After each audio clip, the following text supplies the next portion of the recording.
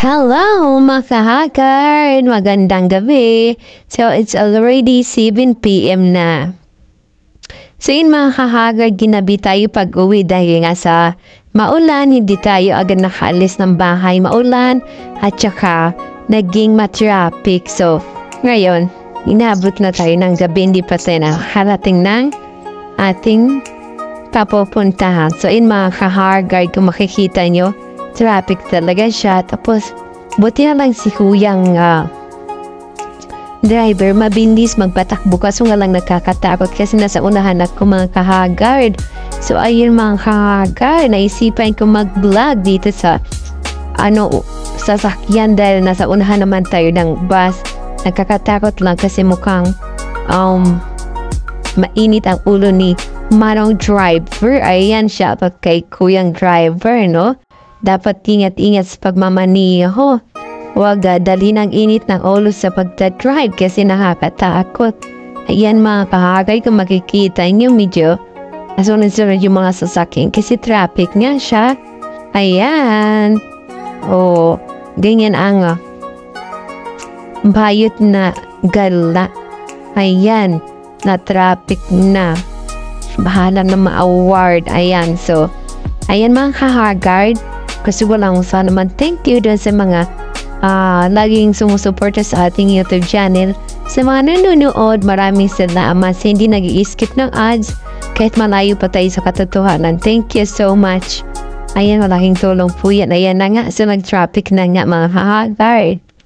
Ayan, may traffic na. So papunta tayo ulit ng Tagaytay mga kahagard. So nandito na tayo sa may Iskimbaco or mga kahagard. Kitang-kita niyo naman may mga kumukutitap-kutitap na. Ayan mga kahagard.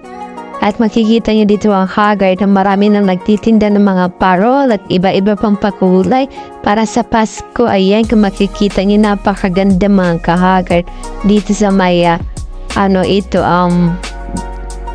Cavite mga kahagard. Ang sarap tingnan, ang ganda. Nakakawala ng stress o di ba? So, nandito na lang tayo sa may Baco or Cavite. Binabaybay natin ang Imus Cavite. Tapos, syempre sa Riendas Marinas. Tapos, silang Cavite na. So, ayan, kung makikita yun, napakadami ng mga nagtitinda na ng mga parol, ng mga, ang tawag doon, yung mga, may mga Christmas light. Ayan, napakaganda talaga. So, ayan, medyo hindi na masyado ganun ka-traffic. Ayan mga kahagard. So, ang bilis nga ng patakbo ni Manong driver. Ayan, kaya medyo hindi tayo magtatagal sa biyahe. Ayan, kasi nga lang nakakatakot kasi nga tawag doon, ang bilis ni Manong driver magpatakbo. Ayan, nakakatakot kasi nasa unahan tayo mga kahagard. Ayan mga kahagard, so nandito na tayo sa may na tayo, Dasmariñas, Cavite mga kahagard. Ayan, malapit-lapit na tayo mga kahagard. Di na siya matraffic masyado. So ayan mga kahagard, nakababa na tayo mga kahagard at nilampas nga tayo mga kahagard. So babalik ulit tayo doon, maglalakad tayo doon sa may sakayan papuntang tricycle, papuntang bahay. Ayan mga kahagard, pasalamat tayo dahil 8:30, ayun 8:30, inabot na ng 8:30. Kita nyo naman haggard yan o, ang tsura. So ayun na nga, sumakay nga tayo doon na nasakay tayo ng tricycle mga kahagard. Grabe si kuya, kung magpatakbo halos ilipad ako mga kahagard. Umabalik tayo yung aking sikmuro dahil sa sobrang bilis na at saka madilim yung daanan mga kahagard. Ayan, grabe magpatakbo si kuya. O, kala mo walang sakay Nagtalsik-talsik yung aking laway So, ayan, maraming salamat sa mga nanonood sa atin lagi, sa ating simpleng vlog. Maraming salamat.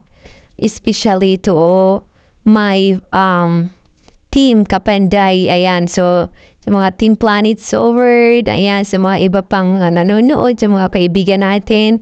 Ayan, maraming salamat sa inyong lahat po. Hindi ko na isa-isahin.